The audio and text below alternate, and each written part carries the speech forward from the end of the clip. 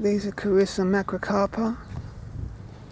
They're Natal plums from the Natal province in Africa, and they have beautiful fruits on them. They're related to, well, they're close relatives of things like poisonous things like oleanders and periwinkles and what else? Frangipanis, yes, plumeria, because they've all got that torpedo. They've all got that, not torpedo.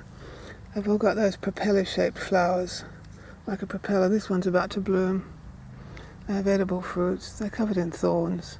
They don't really like the super cold, so you want to put them somewhere where they're protected in the winter time, or you could also mulch their roots heavily with a carpet of really thick mulch, and if they died down they'd still come back up in spring. But the main thing is, yes, they don't like the real cold, but they are quite drought hardy really.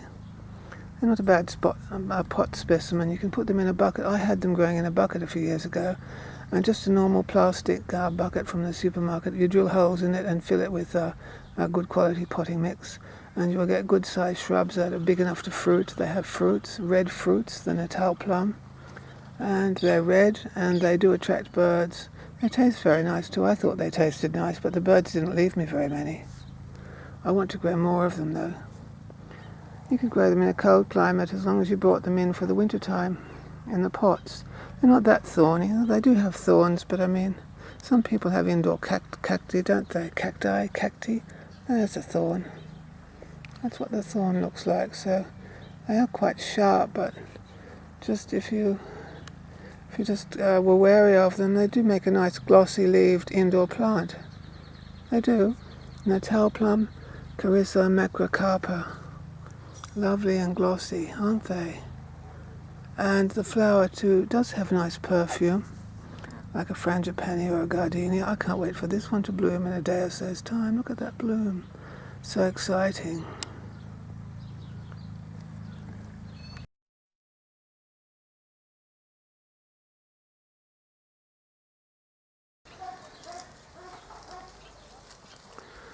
Look, that dreadful goat has just ripped up my Natal plums. Look. See the Natal plum all ripped out of its pot? The dreadful thing. And look, you can see the Natal plum has blood. It's bleeding. You can see it. The Natal plum's got blood. White milk. It's milk that's bleeding. Look what that goat has done. Look, it ripped up my... Look, it ripped up my Natal plum. And look, this is bleeding. It's milky.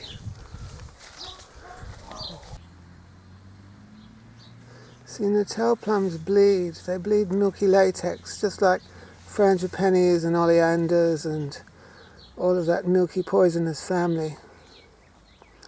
Oleanders are periwinkles too. Oh, here's periwinkle growing right beside it. Like a periwinkle will bleed. See the blood coming out of the milk coming out of the periwinkle? And they're all that bleeding sort of family, which are usually poison, but Natal plums are edible. The fruits are edible anyway. So just a bit of interest. That dreadful goat has been nibbling them and pulled one out. One had a bloom just in flower. I was going to film the flower and everything. The flowers are shaped just like propellers. Isn't that dreadful? That dreadful beastly goat. The owner's home at the moment and she's just scream.